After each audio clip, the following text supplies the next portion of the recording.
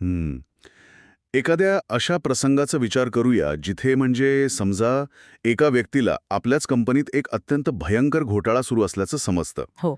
आणि ती परिस्थिती खूपच भयानक असू शकते. अगदी. म्हणजे जर त्या व्यक्तीने सत्य उघड केलं तर कंपनी बंद पडेल आणि अनेक निष्पाप सहकाऱ्यांच्या नोकऱ्या जातील. हं. पण जर मौन बाळगलं तर कंपनीचं जे उत्पादन आहे ते वापरणाऱ्या हजारो सामान्य ग्राहकांच्या जीवाशी खेळ होईल. बरोबर. एकीकडे सहकाऱ्यांबद्दलची निष्ठा आणि दुसरीकडे समाजाप्रती असलेली जबाबदारी. अशावेळी योग्य निर्णय कोणता घ्यायचा? खरंच हा खूप मोठा पेच आहे. हो ना. आणि हजारो वर्षापूर्वी एका महान योद्ध्याला बरोबर अशाच एका भयंकर मानसिक आणि नैतिक कोंडीचा सामना करावा लागला होता. अर्जुन. अगदी बरोबर. आजच्या या सखोल चर्चेत आपण याच अत्यंत गुंतागुंतीच्या प्रश्नाचा वेध घेणार आहोत. म्हणजे जेव्हा समाज, कुटुंब आणि आपली स्वतःची मूल्य एकमेकांच्या विरोधात उभी ठाकतात, तेव्हा नेमकी योग्य कृती किंवा ज्याला आपण धर्म म्हणतो, ती कशी ओळखावी? हं. यासाठी आपण श्रीमद भगवद्गीतेवरील विविध भाष्य आणि आधुनिक मानसशास्त्रीय दृष्टिकोनांचा आधार घेणार आहोत. तर चला हे समजून घेऊया. नक्कीच. या सर्व स्रोतांचा अभ्यास करताना मला एक गोष्ट प्रकर्षाने जाणवली, ती म्हणजे हा केवळ एका प्राचीन युद्धाचा इतिहास नाहीये. मग हे नक्की काय आहे? हा मानवी मनाचा, निर्णयांच्या प्रक्रियेचा आणि आपल्या नैतिक गोंधळाचा एक अत्यंत अचूक असा मानसशास्त्रीय आराखडा आहे. ज्याला आपण धर्म म्हणतो ना, तो केवळ एखादा धार्मिक नियम नाहीये. अच्छा. तर अत्यंत कठीण परिस्थितीत वैचारिक स्पष्टता मिळवण्याचं ते एक तंत्र आहे. आणि म्हणूनच मला वाटतं आपण कुरुक्षेत्रावरील अर्जुनाच्या स्थितीपासून सुरुवात करायला हवी.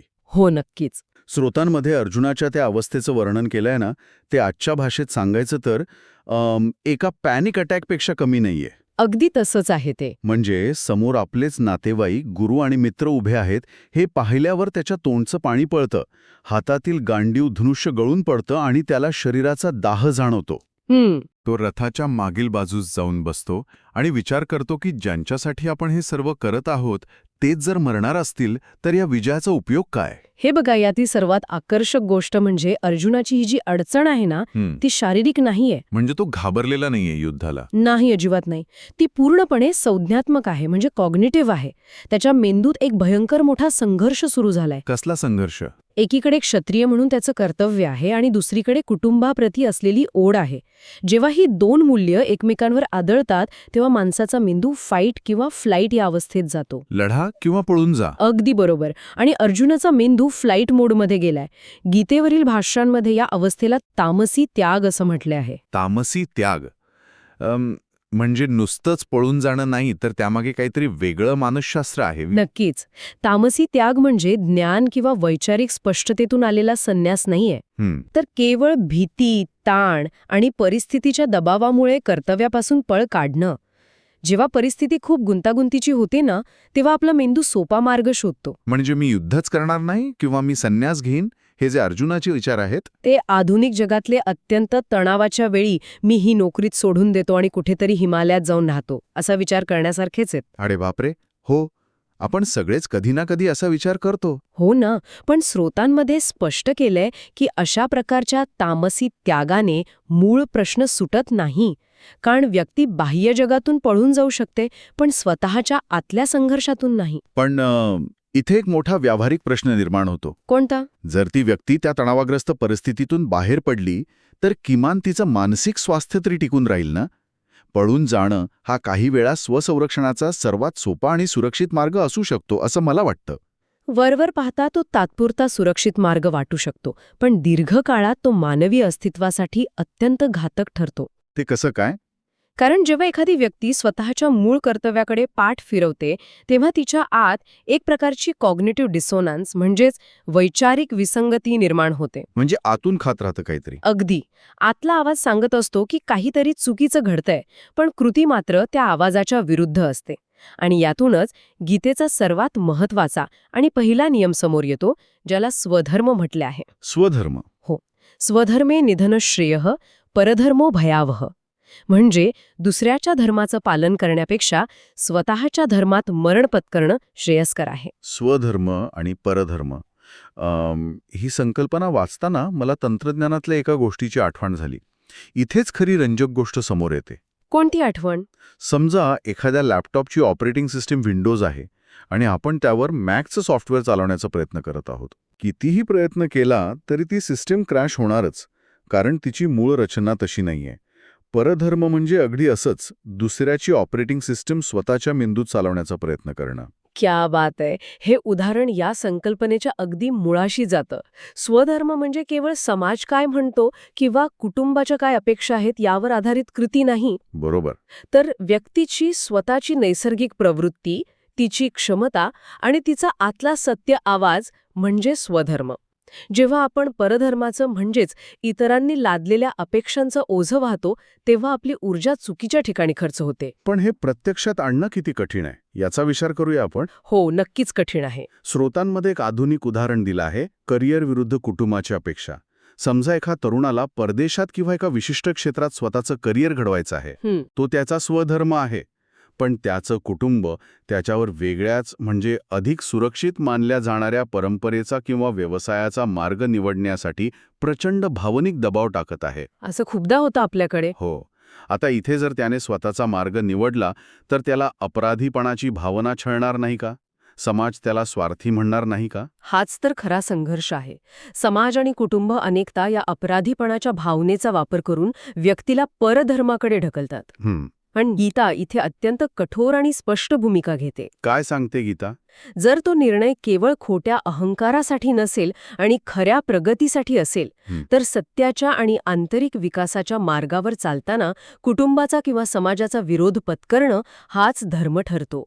हे ऐकायला खूप ताकदवान वाटतं, पण यात एक धोकाही आहे असं मला वाटतं. कोणता धोका? जर कुटुंबानेच पैशांसाठी किंवा प्रतिष्ठेसाठी काही चुकीचं अनैतिक काम करण्याचा दबाव टाकला तर अनेकदा कुटुंबाचं रक्षण करणं या नावाखाली लोक भ्रष्टाचाराला बळी पडतात.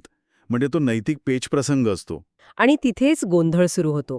कुटुंबाचं पोषण करणं हे कर्तव्य आहे, पण अनैतिक मार्गाने कुटुंबाचं भलं करणं हा मोह आहे, धर्म नाही. मोह आहे. हो. धृतराष्ट्राचं उदाहरण इथे अतिशय चपखल बसतं. तो पुत्राच्या मोहामुळे आंधळा झाला होता. कुटुंबाच्या प्रेमापोटी सत्याकडे डोळेझाक करणं हा परधर्म आहे. अगदी बरोबर. जेव्हा समाज आणि वैयक्तिक मूल्य यांच्यात संघर्ष होतो तेव्हा जो मार्ग मानवी मूल्यांचं, सत्याचं आणि बृहत्तर कल्याणाचं रक्षण करतो तोच स्वधर्म असतो, जरी संपूर्ण समाज विरोधात गेला तरी. हे सर्व मान्य केलं, आपण आपला स्वधर्म ओळखला, कुटुंबाचा किंवा समाजाचा दबाव झुगारून योग्य मार्गावर चालायचं ठरवलं. पण इथेच माणसाच्या मनाला पुढचा सर्वात मोठा धक्का बसतो. म्हणजे भयंकर अपयश आलं तर?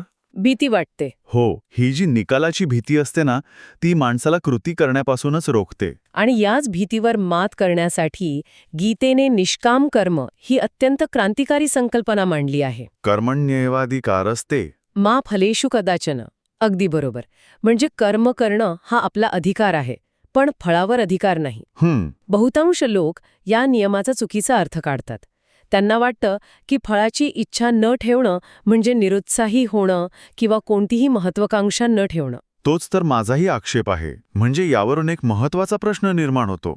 काय? जर आजच्या या अत्यंत स्पर्धात्मक आणि भांडवलशाही जगात एखाद्या व्यक्तीला फळाची म्हणजे पगाराची, बढतीची किंवा यशाची अपेक्षाच नसेल, तर ती व्यक्ती कामच का करेल? कोणतीही प्रेरणा किंवा ध्येय नसताना माणूस प्रगती कशी करू शकेल? हा प्राचीन सल्ला आधुनिक जगात आपल्याला अपयशाकडे तर नेत नाही ना. इथे ध्येय नसणं आणि फळाची आसक्ती नसणं यातील फरक समजून घेणं अत्यंत आवश्यक आहे.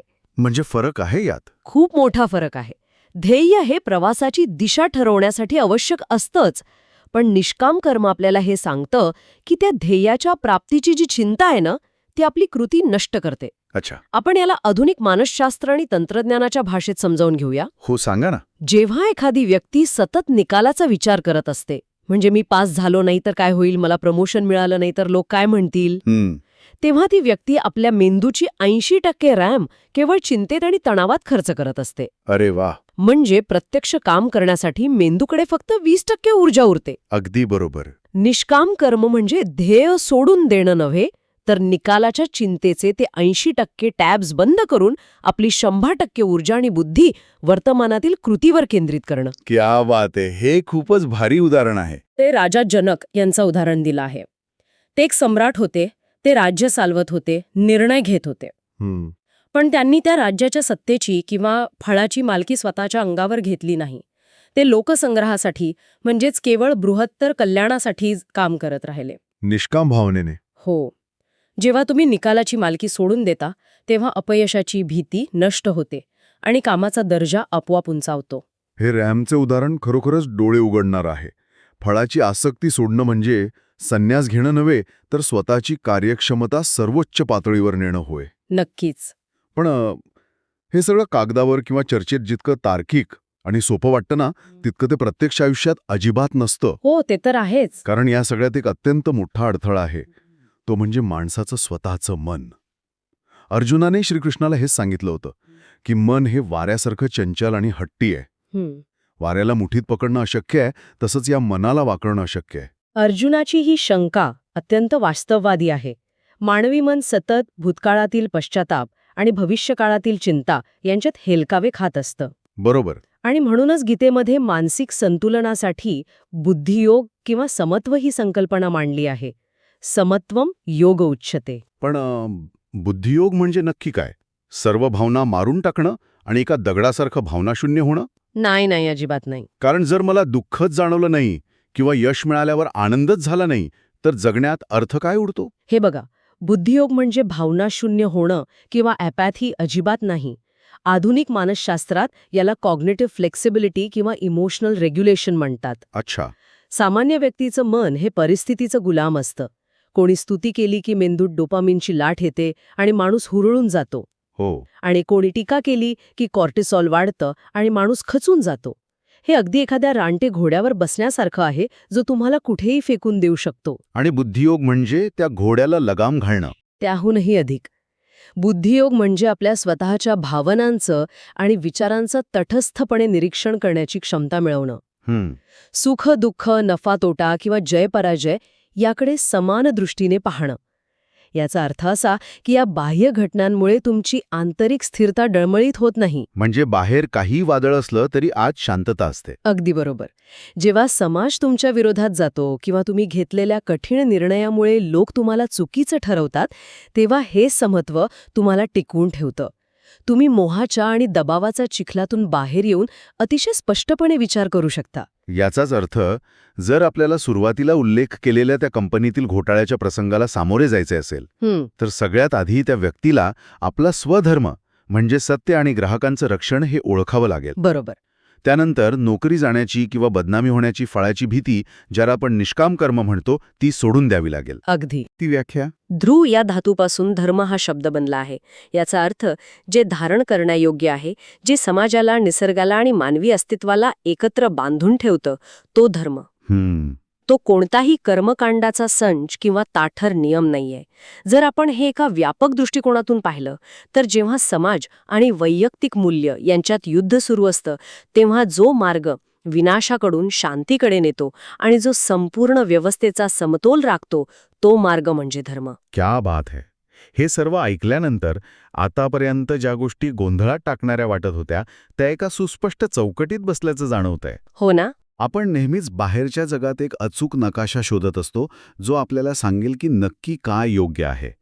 पण गीतेचं हे तत्वज्ञान आपल्याला सांगतं की तो नकाशा बाहेर नाही, तर आपल्या आतल्या रचनेत म्हणजे आपल्या स्वधर्मात आणि मानसिक स्थिरतेत दडलेला आहे. अगदी खरंय. पण या संपूर्ण चर्चेच्या शेवटी आपण एका अत्यंत वेगळ्या आणि कदाचित थोड्या अस्वस्थ करणाऱ्या प्रश्नावर विचार करणं गरजेचं आहे. कोणता प्रश्न? आपण म्हणलं की प्रत्येकाने स्वतःचा स्वधर्म आणि आतला आवाज ऐकणं महत्त्वाचं आहे. पण समजा जर या जगातल्या प्रत्येक व्यक्तीने फक्त स्वतःचाच आतला आवाज ऐकण्याचं ठरवलं आणि समाजाच्या, कुटुंबाच्या सर्व अपेक्षा पूर्णपणे नाकारल्या, तर काय होईल? हा विचार करण्यासारखा मुद्दा आहे. एकीकडे आपण म्हणतो की बाह्य दबावाला बळी न पडणं हे स्वातंत्र्य आहे. पण दुसरीकडे जर कोणी समाजाचे नियम मानलेच नाहीत, तर त्यातून मिळणारं हे स्वातंत्र्य अराजकतेकडे तर घेऊन जाणार नाही ना. बरोबर. एखादी व्यक्ती आपला स्वधर्म पाळत आहे की केवळ स्वतःच्या अत्यंत आत्मकेंद्रित आणि नार्सिसिस्टिक गरजा पूर्ण करत आहे, यातली पुसटशी रेषा नक्की कुठे आखायची? जेव्हा आपण फळाची चिंता सोडतो, तेव्हा आपण इतरांच्या भावनांची चिंता सोडायलाही मोकळे होतो का? ही अशी एक गुंतागुंत आहे, जी स्वधर्माचा मार्ग निवडताना प्रत्येकाला स्वतःच्या आत तपासून पाहावी लागेल. गोंधळातून स्पष्टतेकडे जाणारा हा प्रवास सोपा नक्कीच नाहीये, पण तो सुरू करणं हाच खरा धर्म आहे? या प्रश्नावर नक्की विचार करा.